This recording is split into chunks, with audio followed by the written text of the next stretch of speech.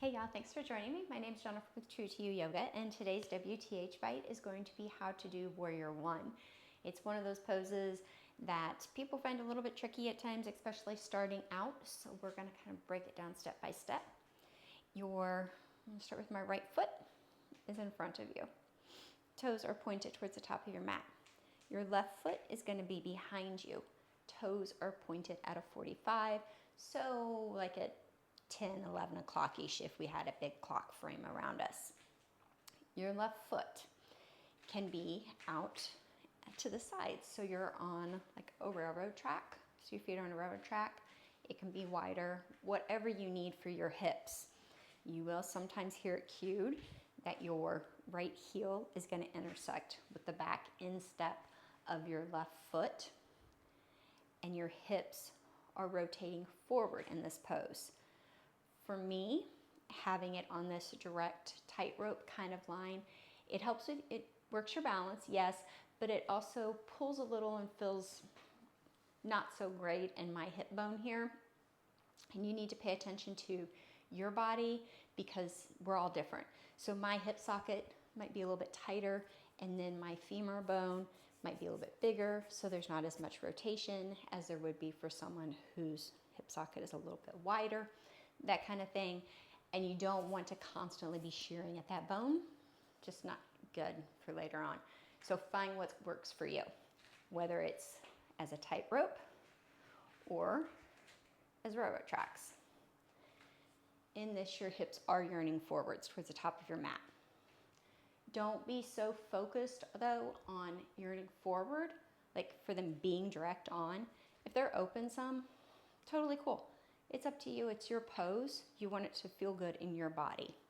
So your torso is tall, your toes are rooting down into your mat of your right foot. Your left foot, the one in the back, that instep is really drawing into the mat as well as the outer seam of your foot as well.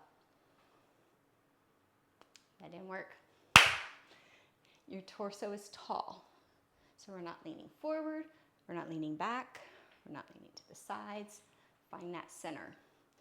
Right toe, little toe, your big toe, your little toe, and your heel. Root down into the mat like you're trying to draw the mat up into the instep of your right foot. The left outer edge of your foot is really rooting into the mat, helping with that balance. And your left big toe, I find, really grips down as well for me. Your hands, they can be on your wrists, waist. You could have them prayer pose. Have them to the sides, overhead, cactus, whatever feels good. Some days cactus might feel really, really good. Some days, if your balance ain't so great, hands on your hips is the best. You can also do a humble warrior. So we're going to clasp our hands behind our back. I get confused, so whatever leg I have in front is the one that I always put my thumb on top. So if I switch hands. So you clasp your hands behind you, reach your hands down towards your mat, popping your chest open, and then you can begin to lean your torso forward.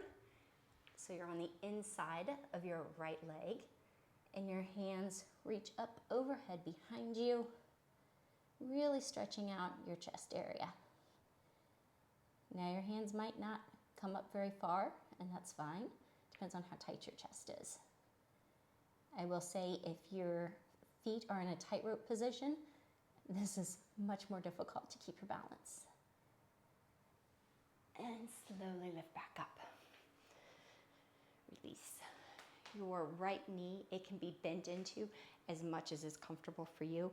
So maybe starting out, you just have a little bend in your knee, and that could be some days is more of a little bend than a big bend. Eventually you may sink down to where you're at a 90 degree, and that's fine as well. So wherever is comfortable for you for each day is where you want to go with your Warrior One.